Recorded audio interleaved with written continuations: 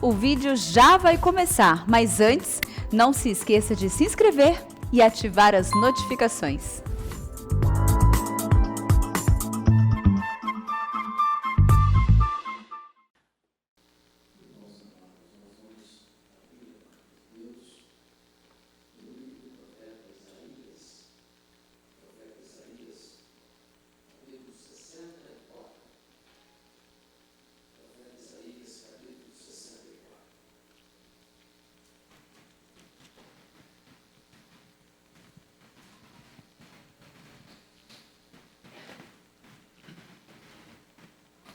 Está escrito o seguinte: ó, se fendesses os céus e descesses, se os montes tremessem na tua presença, como quando o fogo inflama os gravetos, como quando faz ferver as águas, para fazeres notório o teu nome aos teus adversários, de sorte que as nações tremessem da tua presença. Quando fizeste essas coisas terríveis, que não esperávamos, desceste, e os montes tremeram à tua presença. Porque desde a antiguidade não se ouviu, nem com o ouvido se percebeu, nem com os olhos se viu Deus além de ti, que trabalha para aquele que nele espera. Sais ao encontro daquele que com alegria pratica a justiça, daqueles que se lembram de ti nos teus caminhos. Eis que tiraste, porque pecamos. Por muito tempo temos pecado, e havemos de ser salvos. Mas todos nós somos como o imundo, e todas as nossas justiças como trapo da imundícia. Todos nós murchamos como a folha, e as nossas iniquidades como um vento nos arrebatam. Já ninguém há que invoque o teu nome, que se desperte e te detenha. Porque escondes de nós o rosto, e nos consomes por causa das nossas iniquidades. Mas agora, ó Senhor, Tu és nosso Pai, nós somos o barro e Tu o nosso oleiro, e todos nós obra das Tuas mãos. Não te enfureças tanto, ó Senhor, nem perpetuamente te lembres da nossa iniquidade. Olha, pois, nós te pedimos, todos nós somos o Teu povo. As Tuas santas cidades tornaram-se em deserto, Sião em ermo, Jerusalém está assolada. O nosso templo santo e glorioso, em que nossos pais te louvavam, foi queimado. Todas as nossas coisas preciosas se tornaram em ruínas. Conter-te-ias tu ainda, ó Senhor, sobre essas calamidades? Ficarias calado e nos afligirias sobremaneira? Amados, eu gostaria de pensar um pouco com vocês nesta manhã sobre o tema, o clamor por um avivamento. O cenário aqui, profeticamente, é que Isaías está vendo a invasão de Jerusalém, a destruição de Jerusalém, os caldeus arruinando a cidade de Jerusalém, tudo que eles amavam, tudo que era precioso para eles, virou ruína. O templo em que seus pais adoravam a Deus foi queimado, a cidade está desolada. Está aqui o profeta clamando por uma intervenção soberana e sobrenatural de Deus. Esse clamor é o clamor por avivamento. E sobre este assunto, na história da igreja, nós temos 3 posições que se destacam. Primeiramente, a posição de Emil Brunner, que diz que nós não devemos esperar um avivamento. Esta agenda não é para a igreja, e nós não deveríamos buscar avivamento. Depois vem a visão de Charles Finney, que diz que o comportamento determina o avivamento. De certa forma, a igreja é quem determina quando vai ter ou não vai ter avivamento. Dependendo se nós seguirmos determinados princípios, preceitos e normas e leis, o avivamento chega automaticamente.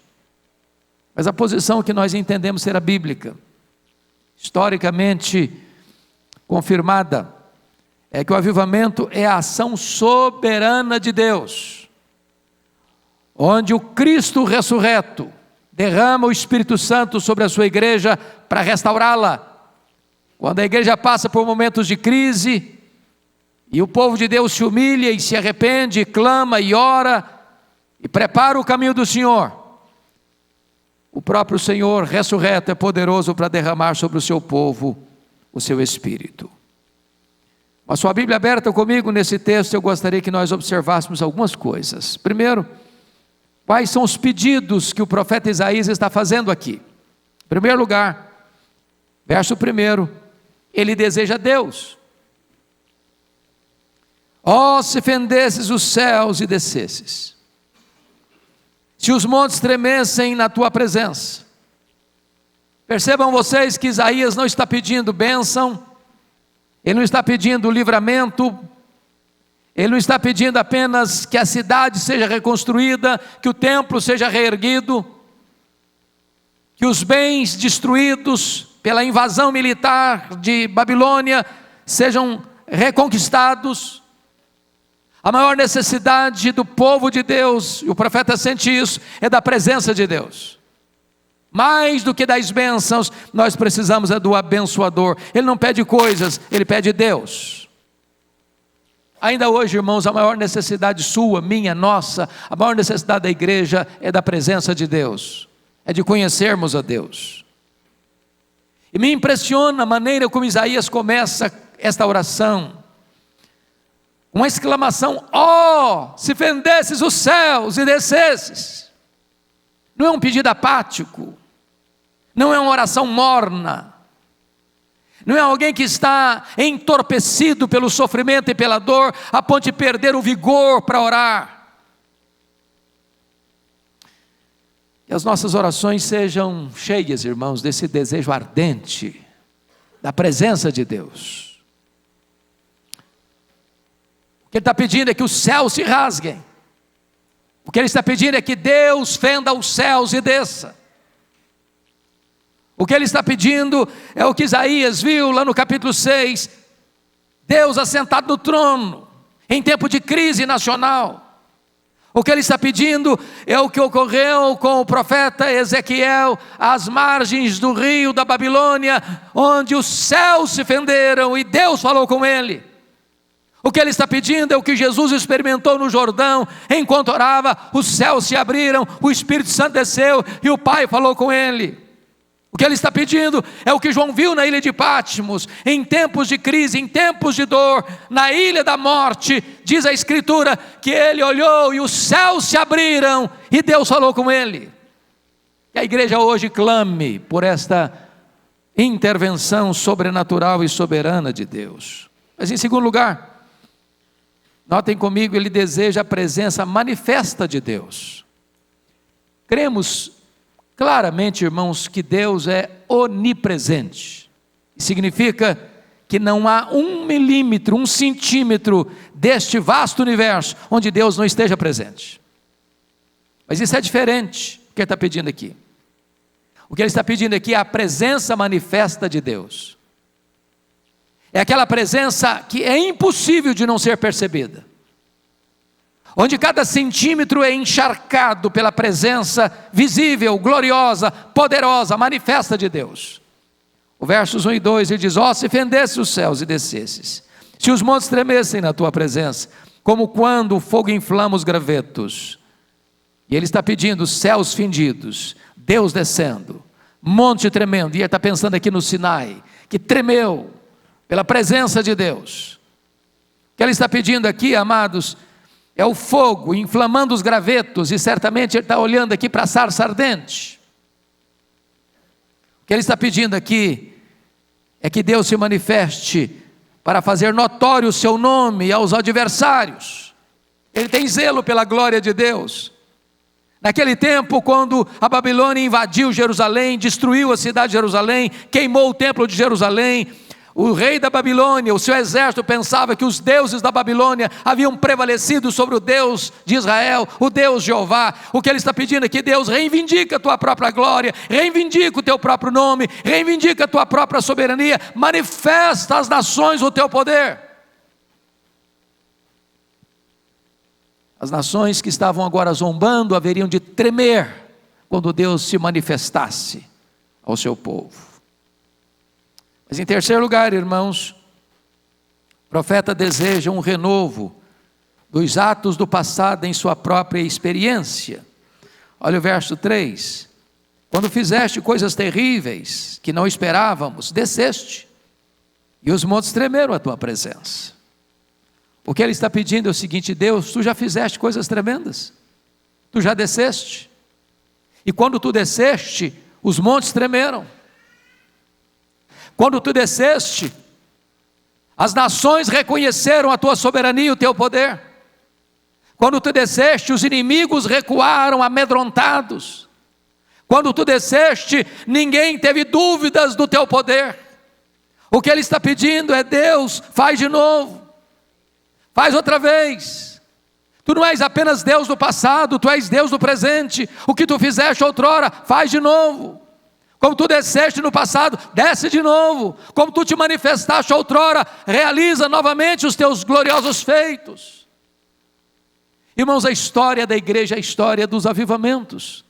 É o Senhor derramando o seu Espírito no Pentecoste, é Deus visitando os valdenses no século XII, é Deus manifestando a sua glória na Reforma no século XVI, é Deus trazendo avivamento à Inglaterra em 1739, é Deus visitando o país de Gales naquele mesmo século, é Deus visitando a América no século XIX, é Deus visitando o país de Gales no começo do século XX, é Deus visitando a Coreia em 1907, é Deus fendendo os céus e descendo, e o profeta está dizendo: Deus, tu já fizeste, faz de novo, Senhor, faz de novo.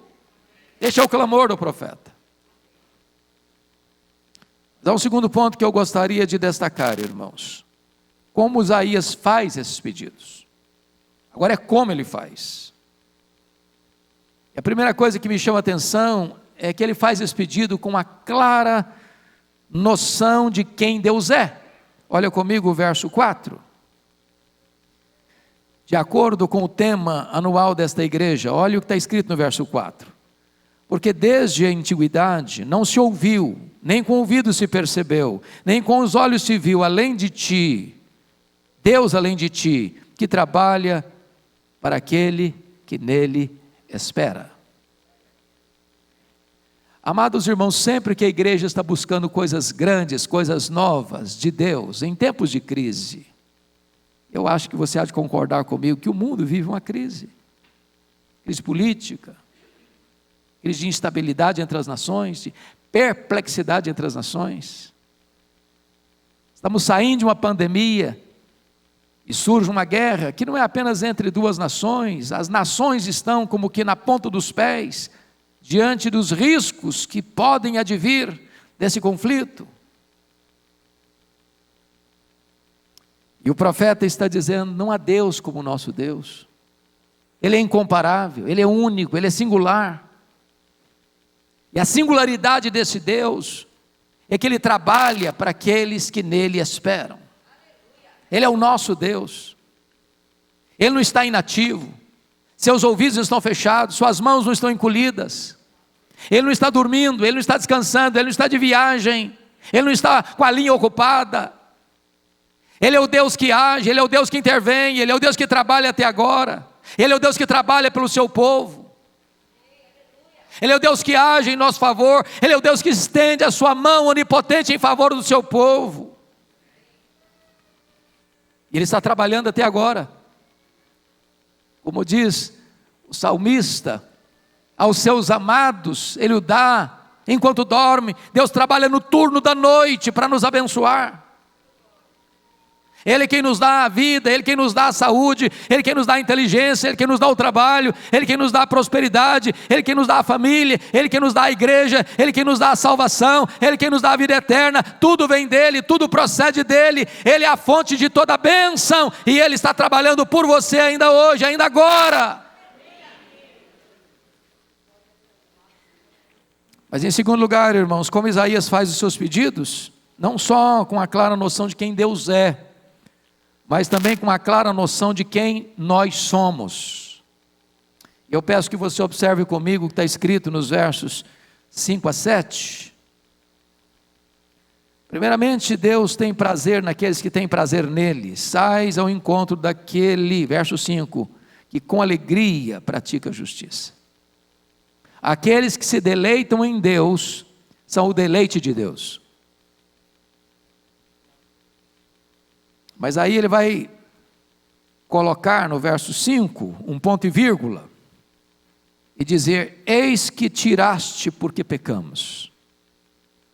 Por muito tempo temos pecado, e havemos de ser salvos. Se você olha a história de Judá, que precedeu a invasão babilônica, Deus mandou os profetas, Deus alertou o povo, e o povo não quis ouvir. Deus levantou Jeremias, eles prenderam Jeremias. Deus falava através dos profetas, e eles perseguiam e matavam os profetas.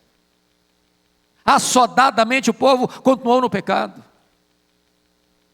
E Deus não pode ter prazer e deleite naquele que deliberadamente vive no pecado. Deus se ira contra o pecado. Mas olha o verso 6. Mas todos nós somos como o imundo. Ele faz uma autoanálise muito séria. Ele faz um diagnóstico sombrio de quão grave está a situação do povo. E a palavra imundo aqui traz a ideia de um leproso. De um leproso que está contaminado, que está chagado, que está se autodestruindo, que a vida vai apodrecendo aos poucos, como um trapo. Mas ele avança na sua análise, no seu autodiagnóstico, o diagnóstico do povo, e diz assim: e todas as nossas justiças como trapo de imundícia. Todas as nossas justiças. E eu fico pensando, meu Deus, se o melhor de nós, as nossas justiças são trapo de imundícia, e o pior de nós, e os nossos pecados, e as nossas transgressões. Essa palavra trapo de imundícia no original é uma palavra chocante. É a palavra usada para o absorvente feminino. Que ela pega, embrulha e joga no lixo. Não serve para nada. O profeta está olhando para essa cena do pecado do povo, da nação de Jerusalém, e diz: nós somos como imundo, todas as nossas justiças não passam de um trapo, que você pega e joga no lixo, porque não serve para mais nada.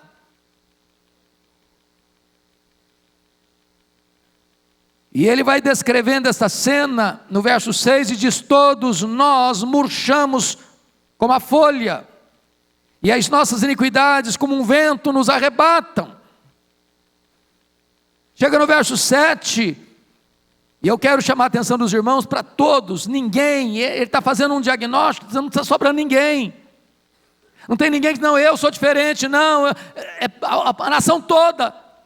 E o verso 7 ele diz: já ninguém há que invoque o teu nome, que se desperte e te detenha, porque esconde nós o rosto, nos consomes por causa das nossas iniquidades, porque não há nada mais terrível do que o pecado, irmãos. O pecado é maligníssimo, ele é pior do que a pobreza, ele é pior do que a doença, ele é pior do que uma invasão militar, ele é pior do que uma guerra, ele é pior do que uma destruição, ele é pior do que a própria morte.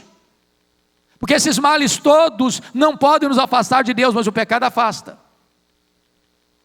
E quando o povo vive deliberadamente do pecado, Deus vira o rosto, Deus não olha, Deus vira as costas.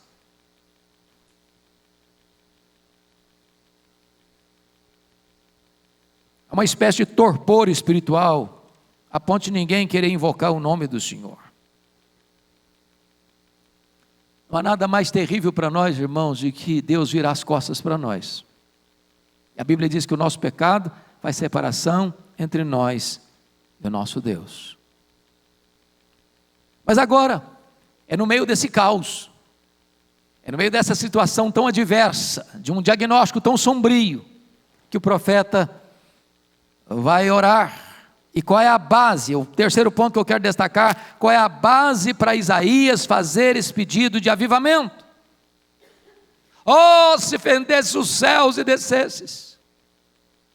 Numa época em que o nome de Deus é escarnecido, zombado, em todos os cantos, por todos os lados, em todas as mídias, nas cortes, nos parlamentos, nas ruas, na televisão, no teatro, na imprensa, em todo canto, por todo lado. Oh, se fendesse os céus e descesses. Qual é a base para fazer esse pedido? Em primeiro lugar, para que a glória de Deus se manifeste. Irmãos, as pessoas hoje estão zombando de Deus, estão escarnecendo do santo, santo, santo. A igreja parece que está acuada por um mundo hostil, que zomba, que escarnece, que faz motejo, piada das coisas sagradas. O profeta está sentindo uma espécie de zelo pela santidade de Deus, zelo pela glória de Deus, ansiando que Deus se revele, que Deus se mostre, que Deus desça, que Deus faça tremer os montes, que Deus faça queimar os gravetos, ferver as águas, manifestar-se poderosamente, para que aqueles que são seus inimigos entendam que Ele é Deus e está no trono.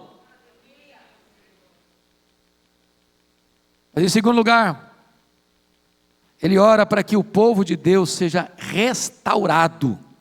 Olha o versículo 8 comigo, por favor. Mas agora, ó Senhor, Tu és nosso Pai, nós somos e Tu o nosso oleiro, e todos nós obra das Tuas mãos. Que coisa linda, irmãos, e cheia de esperança para nós.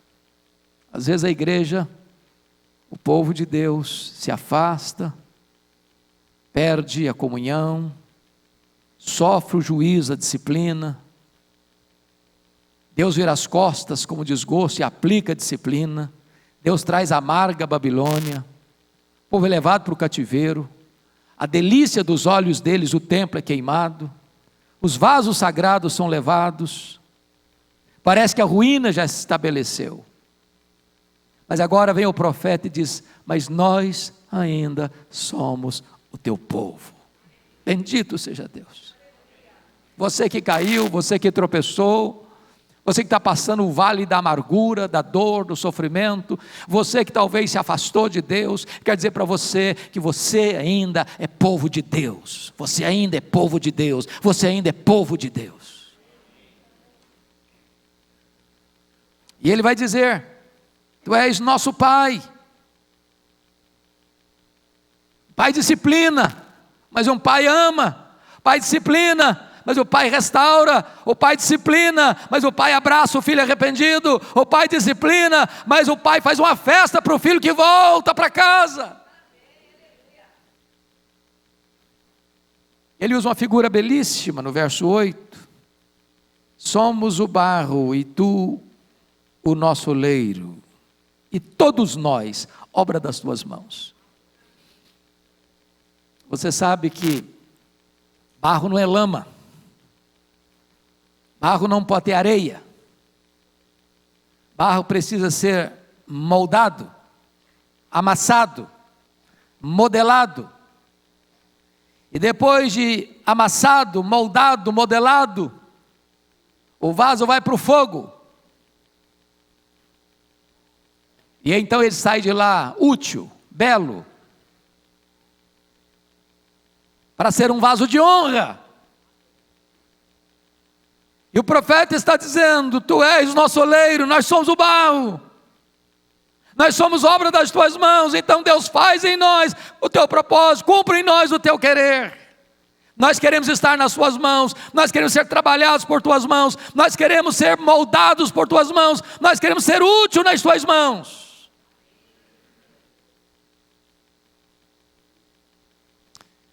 Depois de descrever essa realidade, no verso 9 ele diz: Não te enfureças tanto, ó Senhor, nem perpetuamente te lembres da nossa iniquidade. Olha, pois nós te pedimos, todos nós somos o teu povo. É humilhação na presença de Deus, rogando a restauração de Deus. Nos versos 10 e 11 ele recorda o que aconteceu com Jerusalém, as cidades de Judá. As tuas santas cidades tornaram-se em deserto, Sião em ermo, Jerusalém está assolada, o nosso templo santo e glorioso, em que nossos pais te louvavam, foi queimado, todas as nossas coisas preciosas se tornaram em ruínas. E agora Ele está fazendo o apelo final da sua oração. Conter-te-ias tu ainda, ó Senhor, sobre essas calamidades? Ficarias calado e nos afligirias sobremaneira? A pergunta é retórica. O que ele está dizendo é o seguinte: Deus não vai ficar passivo, Deus não vai ficar indiferente, Deus não vai ficar distante, Deus não vai ficar indiferente ou silencioso. Deus vai restaurar o seu povo. A Babilônia tão poderosa caiu, mas Judá, o povo de Deus, foi disciplinado, mas foi restaurado. As nações, os poderosos impérios do passado foram levantados e caíram, mas o povo de Deus está aqui até hoje. E você e eu viemos aqui nesta manhã para adorar a este Deus, o Deus da nossa salvação, o Deus da nossa restauração, o Deus que pode fender os céus e trazer um grande avivamento espiritual para a sua igreja no nosso tempo. A Ele a honra, a Ele a glória, a Ele o louvor agora e eternamente.